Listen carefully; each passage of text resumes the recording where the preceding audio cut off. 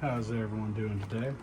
I'm going to be showing you how to clean out the spark arrestor on a Stihl FS 56RC, and it's going to be located right here. There's a flathead screw. This cover sits on here like this.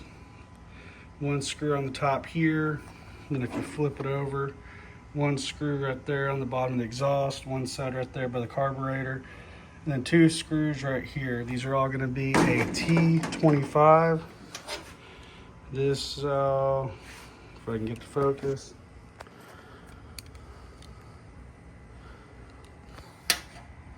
There we go, T25, looks like a star. Some of them look like these bottom ones down here on the bottom of the handle. They almost look like an Allen wrench will fit, but it will not. It has to be a T25. I was able to get this screwdriver style to fit in there just fine and get it out. Once you pop this off, you're going to push it towards the back like that, and it'll slide off. It helps if you take the air cleaner off first. And then right here, you're going to push these two pieces of plastic apart, and then your filter's right there. You take that flathead out, you get a pair of needle nose, and you can pull the filter out from behind. You can grab a hold of it, pull it out. I already cleaned mine, but all you do is get a torch. I used a little butane torch like this, and I just burn it until it was see-through. And then I got a little wire brush like this, scrubbed it real good to where I could completely see through the filter, and I didn't have any other issues. And then after that, I had some other stuff I cleaned up and stuff like that. I had a whole bunch of grass clippings and whatnot. I mean, I've had this thing for years, never had any issues. Normally I run a True Fuel through it, and I use the True Fuel like that one right there, 40-to-1 mix. That way I don't have to deal with any ethanol or anything, issues with that. Gumming up carburetors, stuff like that. Run the same thing in both of those. Whenever I get to the winter time, or I'm not planning on using it for a while, if there's some ethanol free gas in it, and don't have any issues with either one of those. Same thing with my welding machine, chainsaw, leaf blower, all of it. Ethanol free gas whenever I know I'm not going to be using it for quite some time and don't have any issues. And then for reassembly, you're going to get it after you burn all the carbon off of your spark arrestor. You're going to get the top piece here. I don't know if I'm going to be able to do it one-handed, but you're going to hook it on the back of the spark plug right here. You're going to hook it on right there, drop it down, and then you're going to kind of have to fish it back like that right there from what it looks. Yep, just fell into place. So again, it's all put back together now. I was really surprised I was able to do that one-handed. So I got the one screw on the top, one screw right here on the bottom of the exhaust, one screw over here going to the bottom of the carburetor, and two right here on the handle.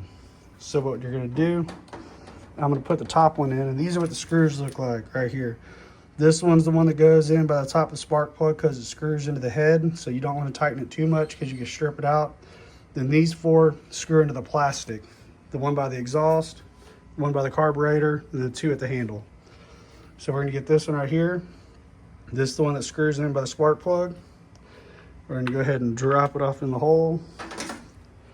Going to get our hand screwdriver. This one was pretty tight. It wasn't crazy tight, but it was pretty snug. So then after you get it screwed back in there,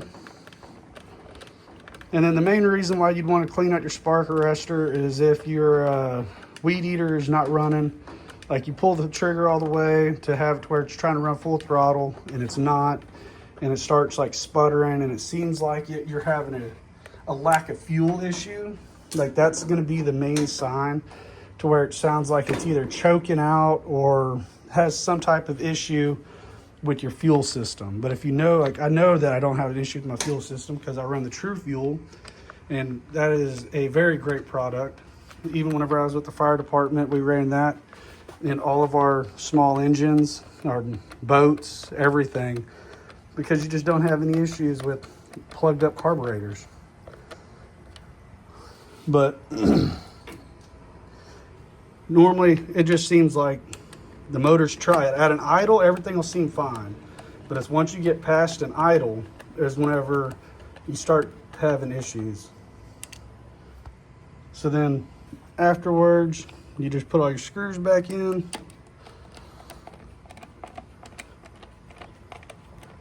I wanted to make sure I knew how to pull it out before I made the video. And now that we have it all put back together, started back up, you can get it. And you have no problem going back to full throttle. From what I've noticed, let me turn it off right quick. So from what I've noticed, I've had this weed eater for 7 years-ish by now. But what I've noticed is if you use it like this, you normally don't have any type of issues. But whenever you're doing the edging and you go up on your edge like that, that's whenever it seems to start having issues. And I'm not saying that it's supposed to be used like that, but I tend to use it like that and I don't have any issues. But it wasn't working great last time I cut the grass. I'm having some weed issues and stuff like that, but I'll be making probably some more videos about stuff like that. And I'm gonna be making all kinds of random content, I guess you could say, about different things. But right here, we had to reseed this patch just from the heavy foot traffic coming out of the vehicle. And I'll do a review on this little welding table I got on Amazon. I put this on here earlier today with some random bolts that I had, but so far it looks all right. But it makes a great little mobile workbench. You know, it's got wheels on it, able to move it around fairly easy. But yeah, if you got any questions or anything about the Stihl FS 56 RC, just hit me up, leave a comment. Have a great day.